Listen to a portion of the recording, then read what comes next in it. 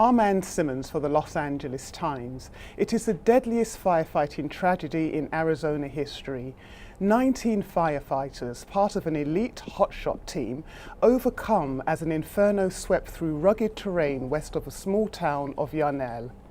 As the community struggles to come to terms with its loss, fire crews continue to battle the blaze, and hundreds of displaced residents anxiously await news of whether they still have a home to return to. Times staff writer Molly Hennessy-Fiske is reporting from near the fire lines in Yarnell and joins us to provide an update. Welcome, Molly. Hi, Ann. Thanks for having me. Tell us, first of all, what is the status of this wildfire? Where do things stand?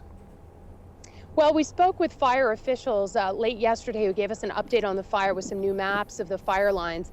They said they couldn't say much about containment. They were optimistic that if the winds died down, they might be able to get some containment, but they had very little to say about that. About 8,400 acres have burned.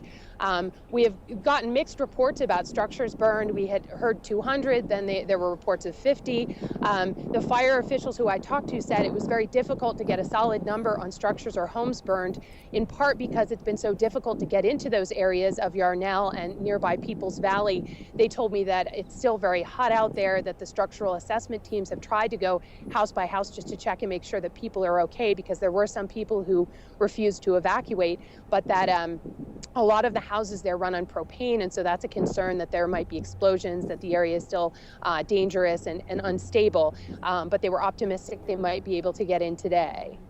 Now, of course, residents are worrying about their properties, but they're also very much still steeped in grief because of the loss of these firefighters. Describe the mood there. Well, yesterday at this briefing that the fire officials had, they actually invited members of the public to come, and more than 100 of the local residents from Yarnell and Peoples Valley came, many of them evacuees who were still unsure about the fate of their homes. Some had seen pictures that people who stayed behind had taken and sent through their cell phones that looked like their homes had been destroyed.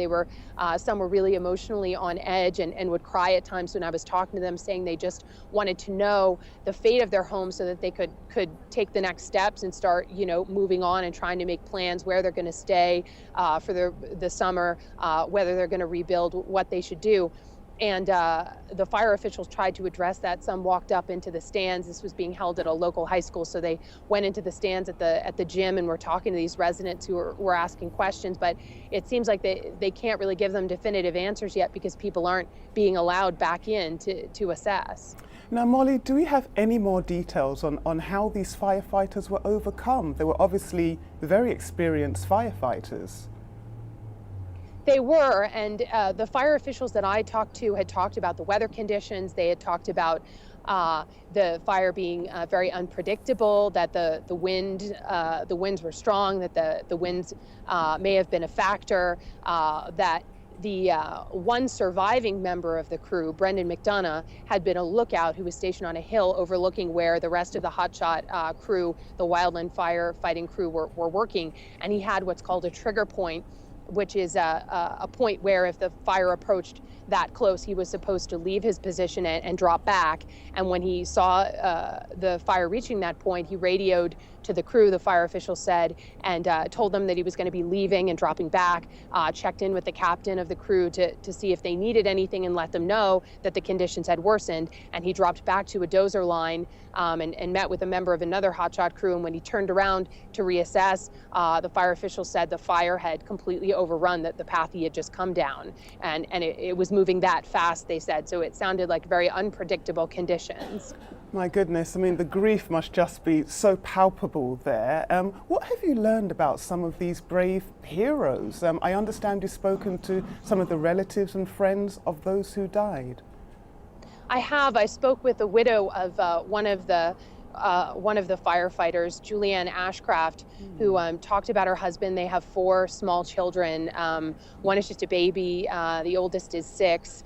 And she spoke with me yesterday and was with her children and was talking about, trying to honor her husband's memory, at the same time thinking about the firefighters who are still out there. The families have been meeting with each other and with some of the fire officials daily. I spoke with one of the parents of one of the firefighters who's an LA County firefighter, an LA County fire captain, and he talked about, what it was like having his son follow in his footsteps, and how he had helped him along in his career. And yesterday he traveled to Phoenix to go to the medical examiner's office because he said he just wanted to be sort of reassured, knowing where his son's remains were. And he saw the honor guard that's there in Phoenix at the medical examiner's office, and a memorial that's been set up. And he met with strangers who were hugging him and greeting him along the way, and that sort of encouraged him and gave him strength and a little bit of peace. Now, and where do things go from here, Molly? What's the prognosis in terms of containing this fire?